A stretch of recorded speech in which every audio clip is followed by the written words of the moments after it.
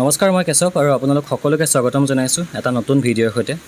Photoshop 7.0 খোলা হৈ আছে আৰু ইয়াত দুখন ফটো আছে। এখন হৈছে জুনৰ ফটো আৰু এটা হৈছে নিশাৰ আকাশৰ ফটো। এতিয়া কথাটো হ'ল আমি এই জুনৰ ফটোখন এই ফটোখনত পেষ্ট কৰিব লাগে। আমি কেনেকৈ কৰিম? বহুতে এনেকৈ কৰে, ইৰেজাৰ টুলপাত লয়, অলপমান চাইডে চাইডে এনেকৈ মচি দিয়ে, কিন্তু এইটো বহুত টাইম লাগে আৰু 2 নম্বৰ কথা হ'ল ইমান ধুনীয়াকৈ এডজাষ্ট ইয়াত নহ'ব।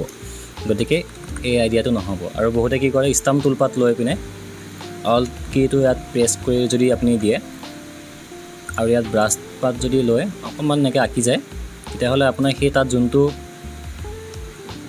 ফটোত আপুনি কপি কৰি লৈছিলে ষ্টাম্প টুল দি পিনে, সেই ফটোখন ইয়াত আহি যাব। কিন্তু কথাটো হ'ল কি, এনেকৈ যদি কৰে ইমান সাৱধানে কৰিবলৈ দিগদাৰ হয়। এই চাইডে চাইডে এইবিলাক অলপমান শ্বেডো থাকি যাব, যিবিলাক শ্বেডো আহিব এই ফটোখনৰ পৰা, যোনখন অৰিজিনেল ফটোখনৰ যোনটো শ্বেডো আছিল।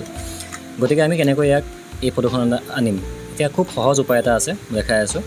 তাৰ কাৰণে আমি কি কৰিম, প্ৰথমতে Ctrl+I প্ৰেছ কৰিম। Ctrl+I প্ৰেছ কৰিলে ফটোখন নিগেটিভ হৈ যাব, মানে যিখিনি জেগা হোৱাইট আছিল সেইখিনি ব্লেক হ'ব, ব্লেকখিনি হোৱাইট হৈ যাব।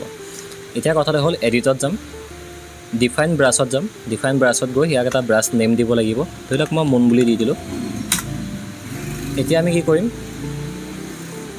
যোনখন ফটোত সেই ডিজাইনটো পেষ্ট কৰিব লাগে সেই ফটোখনত যাম, ব্ৰাছ টুলপাত ল'ম।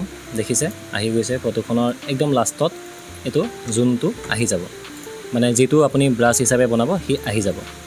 এতিয়া যে আপুনি ক্লিক কৰে, আপুনি যিটো ইয়াত আছে ছেম তেনেকুৱাকৈ আপুনি ডিজাইনটো এই ফটোখনত আপুনি লগাব পাৰিব।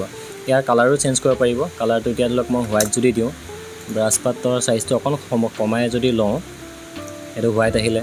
আপোনাৰ যেনেকুৱা কালাৰ লাগে, যদি আপোনাক ব্লু লাগে এইটো ব্লু আহিল, ৰেড লাগিল ৰেড আহিল, যেনেকুৱা কালাৰ লাগে ঠিক তেনেকুৱাকৈ আপুনি ইয়াত ডিজাইন কৰিব পাৰিব। যিসকলে ডিজাইনৰ কামৰ লগত জড়িত তেওঁলোকৰ কাৰণে এইটো বহুত এটা ধুনীয়া উপায় হয়। গতিকে যদি ভিডিঅ'টো চাই ভাল লাগিল তেন্তে লাইক, কমেণ্ট আৰু শ্বেয়াৰ কৰিব, যাৰ প্ৰয়োজন হয় বুলি আপুনি ভাবে। পুনৰবাৰ এটা নতুন ভিডিঅ'ৰ সৈতে আপোনালোকৰ কাষলৈ আকৌ আহিম। আজিলৈ ধন্যবাদ।